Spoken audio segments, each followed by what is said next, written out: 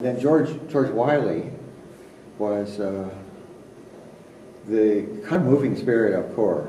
He caused it to come into existence, and he shaped its where it went and so forth.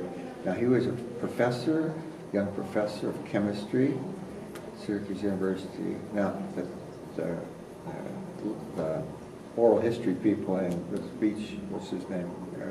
Kendall Phillips. Kendall Phillips.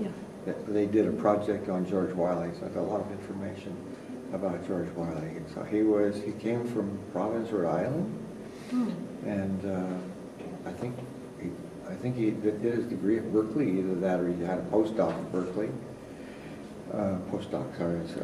In the sciences, once you finish a PhD, you usually continue, in effect, studying with a postdoctoral appointment in somebody else's lab, and to get more experience before you're trusted to do your own work. So I think he did a postdoc at Berkeley, and he later became a national officer in CORE. So we could also talk about what became of George. I knew him really well, and I knew his widow, Retha, his wife and his widow, Retha, yeah, with a W-R-E, like a Christmas wreath, and then put an A at the end. No, there's no A. Sorry, W-R-E-T-H-A. There is an A, but yeah, right at the end. I wonder if she still lives in Syracuse, or no, she moved to Washington, and I kept track of her for a while, but I don't know what became of her. She ran an art gallery in D.C. You said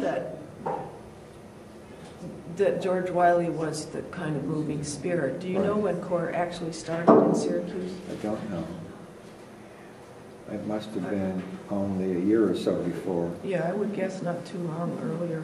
Actually, I don't think CORE as a national organization was much earlier than that either. Well, CORE, as a national organization, it was a small organization, but it went back to the 1940s.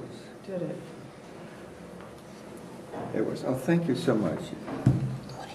I don't need anything,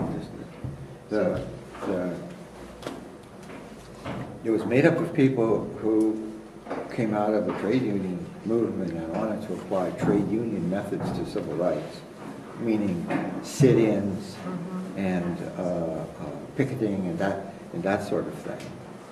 And I think they were active around the kind of Baltimore area. My impression was, but I wouldn't want this to appear in the history book. Okay. Is that although the civil rights activities, that if you saw the movie Hairspray, that was, I think that was CORE. Was early CORE, James Farmer, and other people.